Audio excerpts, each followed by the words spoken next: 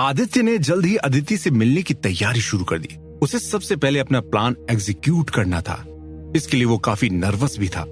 मुझे एक कैप्सूल और बॉम्ब को हर गार्ड के करीब लगा देना चाहिए। इससे उन गार्ड्स पर असर बहुत जल्द होगा। आदित्य सभी बॉम्ब्स और कैप्सूल्स को एक तरीके से अरेंज करने में लग गया। उसने इन सभी को अलग अलग जगह पर लगा दिया, जिसके लिए उसे काफी मेहनत करनी पड़ रही थी। सब कुछ करने के बाद उसने अपना पसीना पोंछा और आदित्य के चेहरे पर स्माइल आ गई। उसने अपनी ही पीठ थपथपाई। Job well done Aditya. वैसे मैं इतना बेकार भी नहीं हूँ जितना ये लोग मुझे समझते हैं। अब मुझे यहाँ से निकल जाना चाहिए। ये कैप्सूल्स और बॉम्ब्स कुछ ही मिनटों में असर करना शुरू कर देंगे, वो भी एक साथ। लेकिन उस कैप्सूल के धुएं से पहले ही मुझे यहाँ से अदिति के पास जाना होगा, वरना कहीं इस कैप्सूल का असर मुझ पर ही ना हो जाए। आदित्य ने उन सभी में धीरे से आग लगा दी और उसका धुआं होना शुरू हो गया और वो खुद अपोजिट साइड की तरफ निकल गया। वो इस धुएं से काफी ज्यादा दूर हो जाना चाहता था। आदित्य ने सभी गार्ड्स की तरफ देखा। सब गार्ड से मैं माफी मांगता हूँ। मैं ऐसा करना तो नहीं चाहता था, लेकिन मेरी मजबूरी है। मेरे पास और कोई भी रास्ता नहीं था। ये सोचते हुए आदित्य वहां से बाहर निकल गया। उसने एक लंबा सा क्लॉक पहना हुआ था जो क्रीम कलर का था। वो नहीं चाहता था कि कोई उसे पहचाने। असल में ये एक क्लॉक नहीं बल्कि एक ऐसा हथियार था जो उसने पल्लवी के यहाँ से लिया था। उसके सीक्रेट रूम से आदित्य ने इसे सेलेक्ट किया था। ये क्लॉक तो मुझे सबसे छुपा लेगा। इसके अंदर डार्कनेस है। शायद पल्लवी के यहाँ से मेरी ये परफेक्ट और बेस्ट चॉइस थी, तभी इस हथियार को क्वांटम ऑफ डार्कनेस कहा गया। मैं इससे अदृश्य हो जाऊंगा और मुझे कोई भी नहीं देख पाएगा। आदित्य सोचने लगा कि उसने पहले भी इस क्लॉक के बारे में नॉवेल में बहुत अच्छे से पढ़ा था।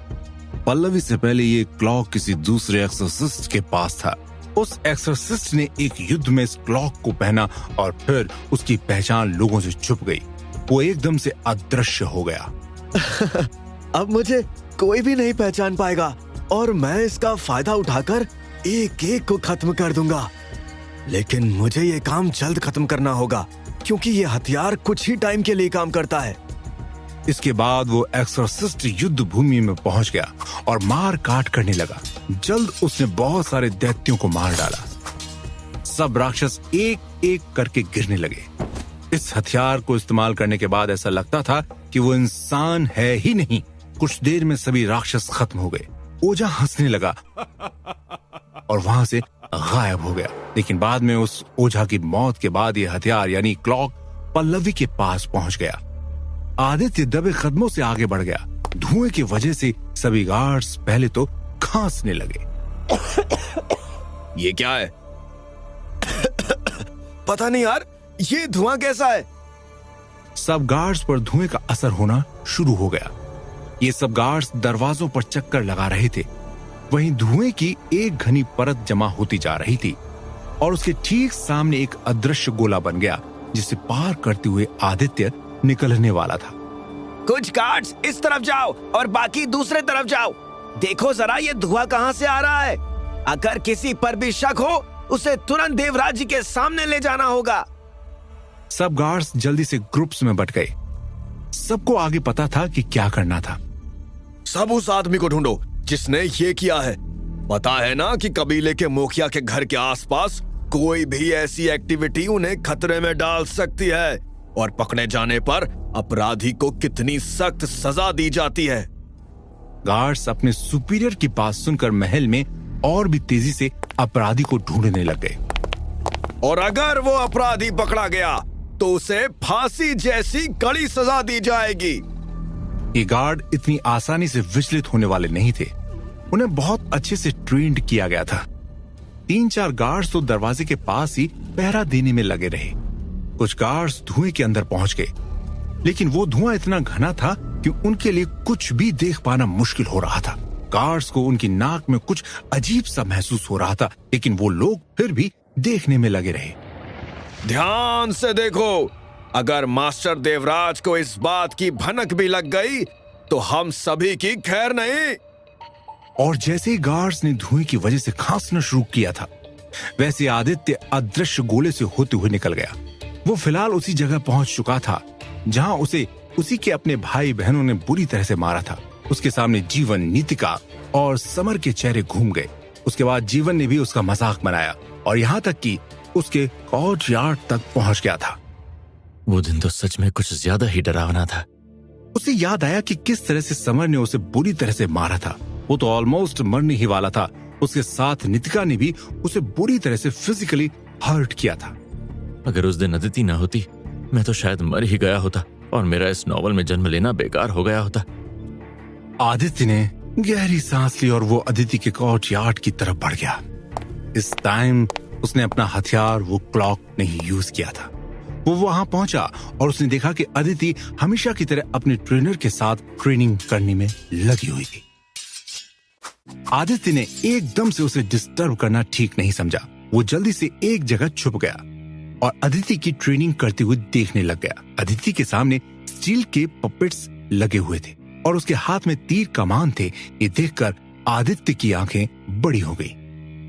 कोई भी ऐसा हथियार नहीं है जिसे ये चलाना नहीं जानती। अदिति मैडम, आपको उन सभी स्टील के बने पपेट्स के सिरों को एक तीर मारकर इनके धड़ों से अलग करना है। हो जाएगा टीचर। अदिति ने अपनी पोजीशन ली और सामने रखे स्टील के पपेट्स की तरफ देखा। उसने अपने कमान को साधा और उसमें तीर लगाया। एक आंख बंद करके उसने एक डेविल स्माइल दी। देखता हूँ कि अब ये अदिति कैसे करती है। अदिति ने अपने कमान से तीर छोड़ा जो पहले स्टील पपेट की गर्दन पर लगा। उस पपेट का सिर एक बार में उसके धड़ से अलग हो गया और उसके बाद वो तीर बाकी सभी पपेट्स के सिर अलग करते हुए सामने दीवार में जा लगा। ये देखकर आदित्य की आंखें बड़ी हो गई। ये तो कमाल हो गई। एक सिंपल तीर स्टील के पपेट्स को कैसे मार सकता है। कोर्टयार्ड में खड़े हुए सभी लोग आदित्य की इस ट्रेनिंग से तालियां बजाने लगे।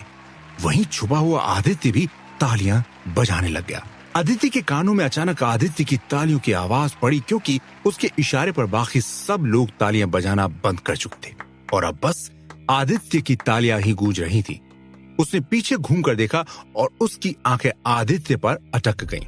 आदित्य ने अपना सिर हिलाया और फिर अपने ट्रेनर की तरफ देखा। सर, अगली ट्रेनिंग कौन सी है? वो ऊपर देखो, वहाँ 3 कंकाल लटके हुए हैं। आपको अपने भाले से तीनों को एक बार में धराशाही करके उन्हें ऊपर से नीचे गिराना है। आदित्य ने ऊपर की तरफ घूरते हुए देखा। तीनों कंकालों को ट्रेनर ने हवा में लटकाया हुआ था। हवा में भी वो तीनों कंकाल झूलते हुए गोल गोल घूम रहे थे। मैं तो कभी भी सामने वाला खड़ा कंकाल ही नहीं गिरा सकता, और यदि हवा में गोल गोल घूमते हुए 3 कंकाल एक साथ नीचे गिराएगी। आदित्य ये सब देखकर काफी हैरान था। उसके लिए तो ये सब करना सोच में भी मुश्किल था। थोड़ी बहुत ट्रेनिंग लेकर वो खुद को मजबूत बनाने की कोशिश करने में लगा हुआ था। वो इसी सोच में खोया था कि अचानक अदिति की ऊंची आवाज से उसका ध्यान उस तरफ गया। कोई बेकार में यहाँ शोर नहीं करेगा और कोई यहाँ खड़ा भी नहीं होगा। मुझे अपनी ट्रेनिंग में कोई भी फालतू लोग इस कोर्टयार्ड में नहीं चाहिए। समझ में आया या नहीं? ये बोलकर अदिति ने पीछे उस तरफ घूमकर देखा जिस तरफ आदित्य छुपा हुआ था, लेकिन उसके बोलने के बावजूद आदित्य वहां से नहीं गया। ये देखकर अदिति ने अपना सिर हिला दिया। उसने अपना भाला उठाया और तीनों कंकालों की तरफ उनका निशाना साधा। आदित्य और अलर्ट होकर बैठ गया। ये देखने के लिए काफी एक्साइटेड था। अदिति ये कर भी पाती है या नहीं। अदिति ने भाला सीधा घुमाकर एक कंकाल के ऊपर फेंका। उस कंकाल को चीरते हुए भाला बाकी दोनों के भी लगा और तीनों कंकाल एक साथ नीचे गिर गए। अदिति ने भाले को इस तरह से फेंका था कि उसने गोल घूमकर तीनों कंकालों को नीचे गिरा गया। एक बार फिर से वहां तालियों की आवाज गूंज गई। अदिति की आंखें बहुत सख्त हो गईं और उसने सभी की तरफ देखा। अब ट्रेनिंग कल होगी, आप सभी यहाँ से निकलिए। उसकी ये बातें सुनते ही सब वहां से चले गए। आदित्य की आंखों से अदिति भी ओझल हो गई। आदित्य बाहर आकर सब तरफ देखने लगा। अदिति कहाँ चली गई? अभी तो वो यहीं पर तो थी। अचानक उसके कंधे पर किसी ने हाथ रख दिया। एक बार के लिए तो आदित्य घबरा गया। उसके पीछे घूमने की हिम्मत ही नहीं हुई। कहीं माँ तो यहाँ नहीं आ गई? अगर माँ है तो आज तो मैं गया। उसने धीरे से पीछे देखा। वहां अदिति खड़ी थी। आदित्य की जान में जान आई। उसने अपना थूक अंदर निकलते हुए अदिति की तरफ देखा। अदिति, तुम यहाँ क्या कर रहे हो आदित्य? तुमसे मिलने आया हूँ। मैंने तो तुम्हें यहाँ आने के लिए नहीं कहा, फिर तुम यहाँ क्यों आए हो? आदित्य ने अपनी जेब में से वो लिक्विड वाली सिरिंज निकालकर अदिति को दिखाई, जिसे देखकर अदिति की आंखें बड़ी हो गईं। तुम ये फिर से ले आए? तुम्हें एक बात समझ में नहीं आती क्या? मुझे पावर्स बढ़ाने वाले ऐसे लिक्विड्स की डोजेस नहीं चाहिए। जाओ यहाँ से, मुझे किसी की हेल्प की जरूरत नहीं है, तुम्हारी तो बिल्कुल भी नहीं। आदित्य अदिति को इस तरह से गुस्सा देखकर काफी हैरान हुआ। अदिति मेरी बात तो सुनो। अदिति उसकी बातें सुने बिना ही वहां से जाने लगी। क्या अदिति आदित्य से वो लिक्विड लेकर अपनी पावर बढ़ाएगी? आइए जानते हैं हमारे अगले एपिसोड में, सिर्फ कुकू FM ऐप पर।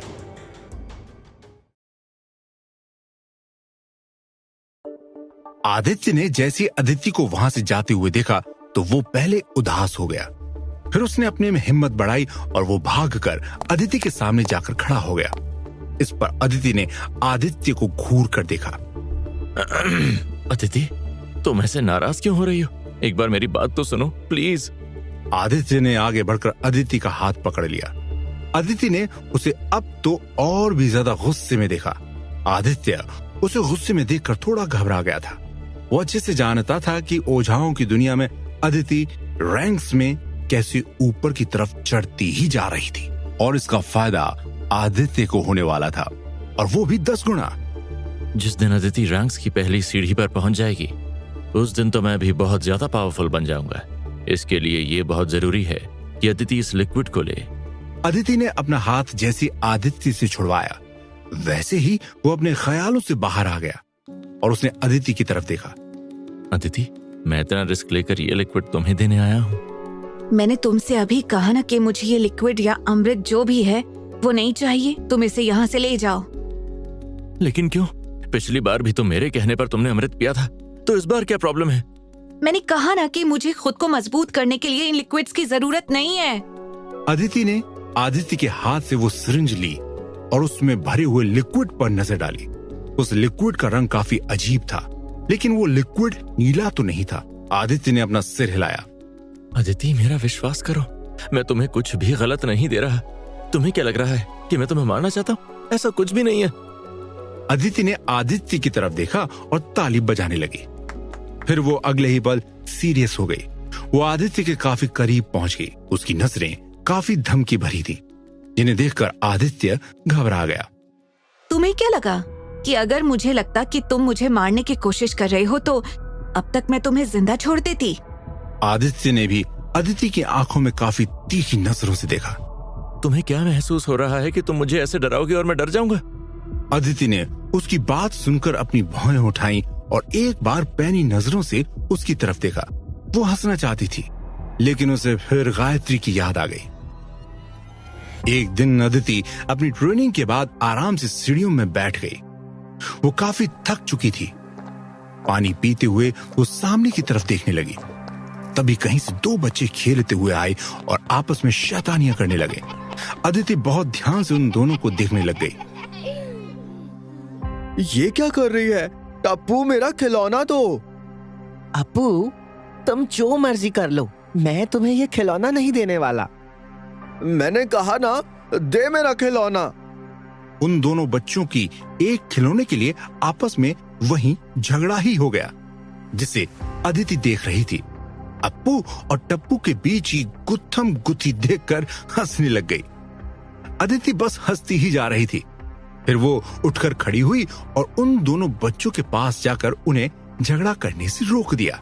एक काम करो, थोड़ी देर इस टॉय से तुम खेलो, अप्पू, और कुछ देर तुम, ठीक है? दोनों बच्चों ने हामी में अपना सर हिलाया और वहां से चले गए। उनके जाने के बाद भी अदिति हंसने लग गई। अचानक उसके कंधे पर किसी ने हाथ रखा। उसने पीछे घूमकर देखा, वहां गायत्री खड़ी थी। अदिति उसे देखकर घबरा गई। माँ, आप? गायत्री ने उसकी बात का जवाब देने की बजाय उसका हाथ पकड़ा और अदिति को वहां से खींचते हुए ले गई। अदिति को समझ नहीं आया था कि गायत्री उसे ऐसे क्यों ले जा रही थी। गायत्री उसे खींचते हुए एक काल कोठरी की तरफ ले गई। वहां ले जाकर उसने अदिति के मुंह पर थप्पड़ मारा। अदिति की आंखों से आंसू निकलने लग गए। आपने मुझे क्यों मारा माँ? अभी भी तुम्हें कुछ समझ नहीं आया अदिति? अदिति ने ना में अपना सिर हिला दिया। तुम्हें ये पता होना चाहिए कि आगे चलकर तुम्हें अघोरी कबीले की लीडर बनना है। ये हंसना या रोना धोना तुम्हारे लिए नहीं है।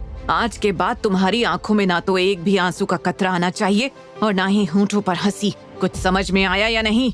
मासूम अदिति गायत्री की आंखों में देख रही थी। उसने अपने आंसू पोंछे और गायत्री के गले से लगने की कोशिश करने लगी, लेकिन गायत्री ने उसे पीछे झटक दिया। अब तुम आज रात यहीं बंद रहोगी। इसके बाद ही तुम्हें समझ आएगा कि ये इमोशंस एक एक्सॉर्सिस्ट के लिए नहीं है। गायत्री ने अदिति को उस काल कोठरी में बंद कर दिया और वहां से चली गई। गायत्री के जाने के बाद बहुत देर तक अदिति रोती रही और फिर वो फर्श पर ही सो गई। अगली सुबह जब उसकी नींद खुली, उसने खुद को बहुत मजबूत कर लिया। वो खड़ी हुई और उसने अपना चेहरा साफ किया। उसके बाद वो उठकर खड़ी हो गई। आज के बाद मैं ना तो कभी हंसूंगी और ना कभी मेरी आंख में आंसू आएंगे। अदिति, तुम कुछ बोल रही थी? अदिति ने हड़बड़ाकर आदित्य की तरफ देखा और फिर अपने आसपास देखा। ओह, ये तो मैं। अदिति, अभी लिक्विड जल्दी से पियो, मुझे यहाँ से जाना है। कहीं कोई आ गया तो मैं बड़ी मुसीबत में फंस जाऊंगा। अदिति ने आदित्य की तरफ बुरी तरह से देखा। तुम्हें एक बार में बात समझ में नहीं आती क्या? मैंने कहा ना कि मुझे ये लिक्विड नहीं चाहिए, लेकिन तुम्हें ये बात समझ नहीं आ रही। लेकिन अदिति, ये अच्छा है, अमृत जैसा है। मैंने इसे पाने के लिए बहुत रिस्क उठाए हैं और मैं तुम्हें ये दिए बिना यहाँ से नहीं जाऊंगा। मैंने कहा ना कि मुझे नहीं चाहिए। तुम्हें एक बार में ये बात समझ नहीं आती? बेकार की बातें कर रहे हो। आदित्य ने अदिति को गुस्से में कभी नहीं देखा था। उसे अच्छे से नोवेल की एक बात याद थी। अदिति अपनी ट्रेनिंग कर रही थी कि अचानक उसे किसी के हंसने की आवाज आई। उसने आसपास देखा कि वहां कोई भी नहीं था। वो फिर से अपनी ट्रेनिंग में लग गई। अभी वो अपनी तलवार से सामने वाले पर हमला करने ही वाली थी कि अचानक फिर से उसे किसी के हंसने की आवाज आई। इस पर अदिति को काफी गुस्सा आ गया। कौन हंस रहा है? हिम्मत है तो वो मेरे सामने आए। अदिति के बोलने के बावजूद भी कोई भी सामने नहीं आया। मैं कुछ पूछ रही हूँ, कौन हंस रहा है? किसकी इतनी औकात आ गई कि आदिति रायचंद के सामने हंस रहा था? अदिति की एक नजर लड़की पर गई जो वहां नीचे सिर झुकाए हुए खड़ी थी। अदिति समझ गई थी कि ये उसी का काम था। अदिति उसके सामने गई और उसने उस लड़की के मुंह पर तमाचा मार दिया। इतने में वहां से देवराज रायचंद निकला। उसने अदिति को उस लड़की पर चिल्लाते हुए देखा। वो चलते हुए अदिति के पास आया और उसने बाकी सभी को वहां से जाने के लिए कहा। अदिति ने पीछे देखा तो वो देवराज को देखकर घबरा गई। पापा, आप? अदिति, गुस्सा करना ना तो ठीक है और ना ही अघोरी कबीले की होने वाली लीडर को ये शोभा देता है। लेकिन पापा, मैंने कहा ना, बाकी इमोशंस की तरह ही तुम्हें अपने गुस्से पर भी काबू करना सीखना ही होगा। अदिति ने हामी में अपना सिर हिलाया। आदित्य यही बात सोचते हुए बोला। अदिति, तुम क्यों बेकार में गुस्सा कर रही हो? तुम्हें ऐसे गुस्सा नहीं करना चाहिए। अदिति मन में सोचने लगी कि आखिर उसे गुस्सा किस बात पर आ रहा था। मुझे आदित्य पर ना जाने इतना गुस्सा क्यों आ रहा है? कहीं मुझे ये डर तो नहीं कि कहीं माँ यहाँ ना आ जाए? कहीं मैं आदित्य को अपना भाई तो नहीं मान बैठी हूँ, जिसकी सिक्योरिटी की चिंता मुझे काफी हो रही है। लेकिन असली कारण तो अदिति खुद भी नहीं जानती थी। वो तो बस एक ऐसे पिंजरे में कैद हो चुकी थी जिसमें बंद रहकर उसे परफेक्ट एक्सरिस्ट बनना था और उसे गायत्री की आशाओं पर खरा भी उतरना था। अदिति, प्लीज इसे ले लो। मुझे कुछ भी नहीं चाहिए। ये लिक्विड अपने साथ वापस ले जाओ। तुम्हें कुछ समझ में आया या नहीं? तुम जब से यहाँ आए हो तुमने मेरा दिमाग खराब कर दिया है। मैंने तुम्हारे सामने अपने दिल की बात क्या बोल दी? ढंग से बात क्या कर ली? क्या थोड़ा सा वीक क्या दिखा दिया? तुमने इन सभी बातों का कुछ गलत मतलब निकाल लिया। खबरदार, आगे से मुझ पर कोई भी इस तरह का एहसान करने की कोशिश की तो। आदित्य अपनी बहन अदिति की बात सुनकर हैरान हो गया। तुम ये कैसी बातें कर रही हो? मैं तुम्हें तुम्हारी भलाई के लिए ये लिक्विड दे रहा हूँ। अदिति ने एक बार फिर से उस सिरिंज पर नजर डाली जिसमें वो हरे रंग का लिक्विड चमक रहा था। एक बार के लिए अदिति का दिल उस लिक्विड को देखकर ललचाया। उसका दिल किया कि वो इस अमृत को आदित्य के हाथों से छीने और उसे पीकर उसकी सारी पावर अब्सॉर्ब कर ले, लेकिन वो रुक गई। मैंने कहा कि मुझे तुम्हारा एहसान नहीं चाहिए, समझे? मैं तुम पर कोई एहसान नहीं कर रहा हूँ। मैं तुम्हारा भाई हूँ और तुम मेरी बहन, और ये एक भाई की तरफ से उसकी बहन को गिफ्ट है। अदिति आदित्य के मुंह से ये शब्द सुनकर हैरान रह गई। उसे समझ नहीं आया कि वो आखिर आदित्य को इस बात का क्या जवाब दे। जाओ यहाँ से आदित्य, प्लीज। और अब मुझसे किसी भी तरह की जिद मत करना, वरना मुझसे बुरा कोई नहीं होगा। आदित्य बहुत अच्छे से जानता था कि वो इस नॉवेल का हीरो नहीं था, वो तो बस एक साइड कैरेक्टर था। तुम्हें मुझसे गिफ्ट लेने में किसी तरह से भी एम्बैरस फील नहीं करना चाहिए। हम दोनों के बीच किसी भी तरह का कोई भी एहसान नहीं है। हम दोनों जुड़वा भाई बहन हैं, और अगर हम एक दूसरे के काम नहीं आएंगे तो कौन आएगा? और वैसे भी मैं काफी समझदार हूँ, ऐसा मेरे सभी टीचर्स बोलते हैं। आदित्य के चेहरे पर ये बोलकर स्माइल आ गई। अदिति उसकी तरफ कोल्ड लुक्स के साथ देख रही थी। वो एक तरह से आदित्य की बातें सुनकर शॉक हो चुकी थी। तुम ये ले रही हो या नहीं? अदिति ने लिक्विड लेने से साफ मना कर दिया। आदित्य वहां से चला गया, लेकिन अदिति वहां खड़ी रह गई। शायद पहली बार किसी ने उसके ऐसे क्लोज आने की और प्यार जताने की कोशिश की थी। आदित्य मेरी इतनी हेल्प करने की कोशिश क्यों कर रहा है? क्या आदित्य के इमोशंस बदलने लगे थे?